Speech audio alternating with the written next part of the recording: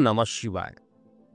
मैं हूं astrologer KM. Sinha और मैं अपने इस यूट्यूब चैनल पर आप सभी का हार्दिक स्वागत करता हूं। देखिए, आज के वीडियो में हम लोग बात करने वाले हैं वर्ष 2026 कैसा बीतेगा वृषभ लग्न वाले जातकों के लिए। आप अगर वृषभ लग्न के हैं तो आपको ये वीडियो देखना चाहिए। वृषभ लग्न में सबसे पहले हम लोग बात करते हैं बड़े ग्रहों की क्या स्थिति रहेगी और उसका क्या संक्षेप में प्रभाव रहेगा। वीडियो का ड्यूरेशन अगर ढंग से बनाया जाए तो वीडियो काफ़ी बड़ा हो जाएगा, इसलिए मैंने पॉइंट टू पॉइंट चीज़ों को समराइज़ किया है, उतना ही बताया हो जितना आपको समझना है। उसके बारे में अगर आपको सीखना है तो आप अलग से एस्ट्रोलॉजी की क्लासेस ज्वाइन कर सकते हैं मोबाइल एप्लीकेशन के थ्रू, वेबसाइट के थ्रू। और अगर आपको अपना वर्षफल चाहिए तो भी आप इस हमारे वेबसाइट kundliexpert.com पर जाकर आप डाउनलोड कर सकते हैं। फिलहाल हम लोग बात करते हैं कि वर्ष 2026 कैसा बीतेगा वृषभ के लिए। वर्ष कैसा रहेगा उस पर दो चीज़ें डिपेंड करती है। एक तो गोचर जिसका प्रभाव बहुत ज़्यादा होता है, और दूसरी बात किया जाए तो आपकी दशा, अंतर्दशा, प्रत्यंतर दशा और ग्रहों का अंशात्मक बल क्या है। काफ़ी चीज़ों पर ये अलग अलग लोगों पर वेरी करेगा। ट्रांजिट तो जितने भी वृषभ लग्न है, चाहे करोड़ों लोग भी हो, ट्रांजिट सेम होगा वृषभ लग्न के लिए। तो इस ट्रांजिट में अगर देखा जाए तो सबसे पहले शनिदेव की बात किया जाए तो शनिदेव अभी भी आपके एकादश भाव में ही रहेंगे, लाभ भाव में रहेंगे, विलंब आपके लाभ में कराते रहेंगे। इसके अलावा शनिदेव की उपस्थिति जहाँ पर है वहाँ से इनकी दृष्टि लग्न पे भी पड़ेगी, संतान पे भी पड़ेगी और अष्टम पे भी दृष्टि पड़ेगी। अष्टम में दृष्टि पड़ने से आपको अकल्ट साइंस की तरफ रुझान भी शनिदेव यहाँ पर बढ़ाएंगे। योगा, प्राणायाम, इन सभी चीज़ों की तरफ आपका जो रुझान रहेगा शनिदेव काफ़ी तेज़ी से बढ़ाएंगे। लग्न पर शनि की दृष्टि होने से आपको काफ़ी डिसिप्लिन के साथ ये वर्ष 2026 बिताना पड़ेगा।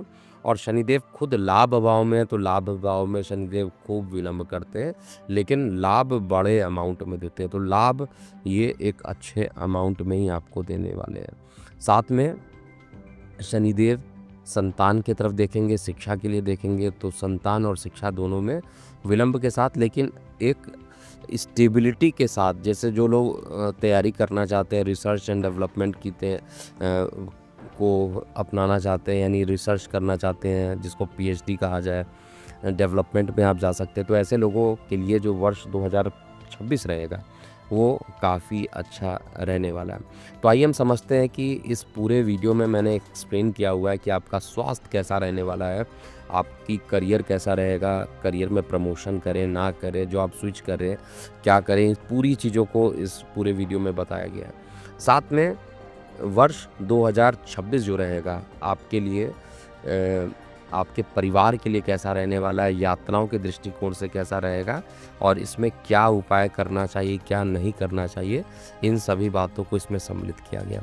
तो आइए हम स्टार्ट करते हैं सबसे पहले, और मैं पॉइंट को ओपन कर लेता हूँ।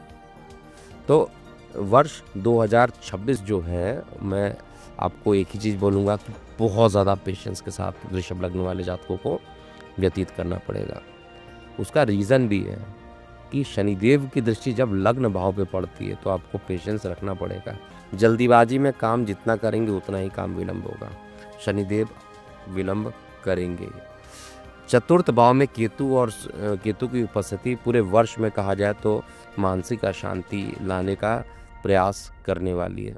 तो ये चीज़ भी आपको याद रखना चाहिए कि मानसिक शांति में किसी प्रकार की कमी रह सकती है, परंतु आपको मैं बार बार बोल रहा हूँ, वर्ष 2025-26 तभी अच्छा होगा जब धैर्य रखेंगे अपने कार्य और व्यावसायिक लक्ष्यों को पूर्ण करने में। हालांकि आप सफल भी रहने वाले हैं। 2 जून तक कार्यों में कठिनाइयाँ भी आएंगी, पर परिणाम जो रहेंगे धीरे धीरे आपके अनुकूल होते जाएंगे। छोटे भाई बहनों को किसी प्रकार की अकस्मात परेशानी भी उत्पन्न हो सकती है। वर्ष के अंतिम 3 महीने की बात किया जाए, अक्टूबर, नवंबर, दिसंबर की बात किया जाए तो उसमें भाग्य का सहयोग मिलेगा और काफ़ी अच्छा रहेगा। सबसे बड़ी चीज़ है कि मानसिक शांति मिलेगी। केतु जब राशि परिवर्तन करेंगे तो आपके लिए अच्छा रहेगा। उससे पहले अध्यात्म इत्यादि में आपके रुझाव जो रहेंगे वो ज़्यादा रहेंगे रुझान, और मान सम्मान में आपकी वृद्धि रहेगी। बृहस्पति की गति जो रहेगी अतिचारी रहेगी।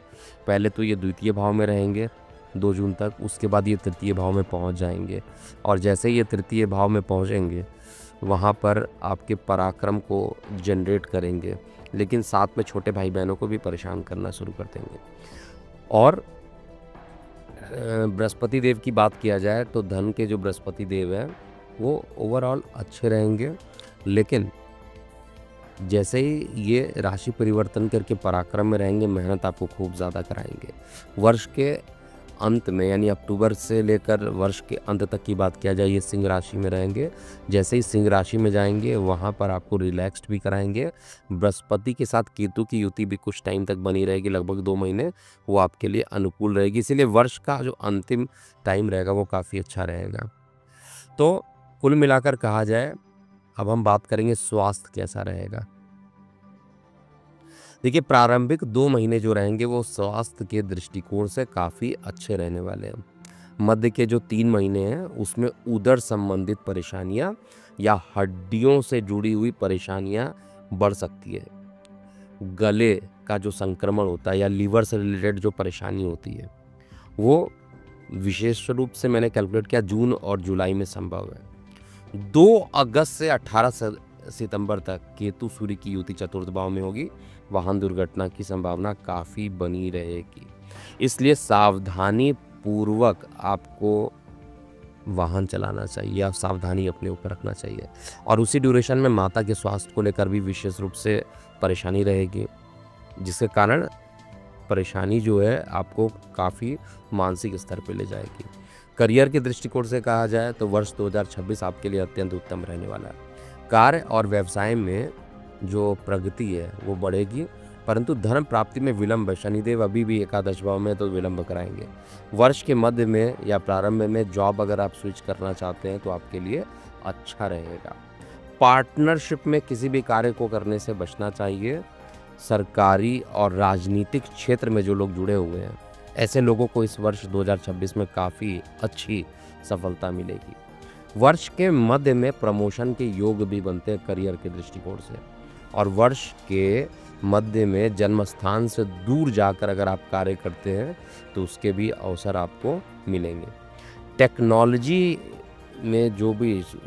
क्षेत्र में जो भी लोग काम कर रहे हैं, ये थोड़ा सा वर्ष चुनौतीपूर्ण ऐसे लोगों के लिए रहेगा, परंतु प्रयास करने से सफलता आपको मिलेगी। परिवार और यात्रा के दृष्टिकोण से देखा जाए तो वर्ष 2026 जो रहेगा, परिवार में कुछ मांगलिक कार्य अत्यधिक रहेंगे। अप्रैल जून तक लंबी दूरी की यात्राएं भी इस कारण से संभव है। अप्रैल या मई तक की बात किया जाए तो विदेश यात्रा के भी प्रबल योग है। जो लोग विदेश जाना चाहते हैं उनके लिए अप्रैल मई का समय उपयुक्त रहेगा। परिवार में सुख बना रहेगा, परंतु एक ही कष्ट है, माता के स्वास्थ्य को लेकर चिंता या माता तुल्य लोगों के स्वास्थ्य को लेकर चिंता। सितंबर से दिसंबर के बीच में धार्मिक यात्राओं के जो रहेंगे वो प्रबल योग है।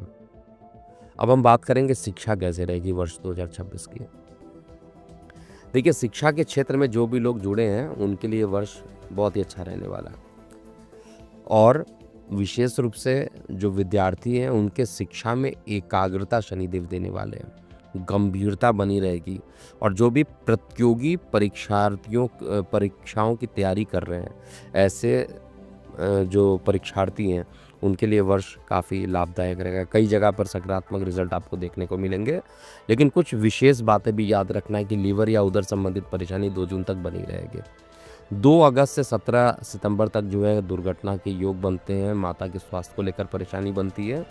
तो इन सभी चीज़ों को आपको सही करना है तो उपाय भी नोट कीजिएगा। उपाय के लिए शुक्र का जो बीज मंत्र होता है, ओम द्रांग द्रिंग द्रोंग शा शुक्राय नमः, इसका विशेष रूप से आपको जाप करना चाहिए। इसके अलावा एकादशी का आपको व्रत करना चाहिए। नए निवेश करने से आपको बचना चाहिए, और अगर कोशिश कीजिए तो गणेशाष्टक का पाठ आपको करना चाहिए। गणेश जी की खूब पूजा कीजिए, और साथ में गौ माता की सेवा कीजिए। ऐसा करने से ये वर्ष 2026 जो मुझे कुछ चीज़ें उसमें दिख रही हैं नकारात्मक भी है, विशेष रूप से माता को लेकर और वाहन के दुर्घटना को लेकर, लंग्स इन्फेक्शन को लेकर, ये सारी चीज़ों से आपको बचना पड़ेगा। उपाय अगर आप करते हैं तो रिज़ल्ट आपके लिए अच्छा हो। ये वर्ष 2026 आपके लिए काफ़ी अच्छा बीते, इस चीज़ के लिए मैं भगवान से कामना करता हूँ। और पुनः एक बार बताऊंगा कि ये केवल गोचर का परिणाम है। पूरा अगर आपको अपना वार्षिक राशिफल चाहिए तो आप हमारे वेबसाइट से डाउनलोड कर सकते हैं या आप हमारे मोबाइल एप्लीकेशन का प्रयोग कर सकते हैं। कोई समस्या हो तो हमारे टेलीकॉलर्स 9818318303 पर आप कॉल करके बात कर सकते हैं। अभी के लिए इतना ही। मैं हूँ एस्ट्रोलॉजर केन सिन्हा। ओम नमः शिवाय।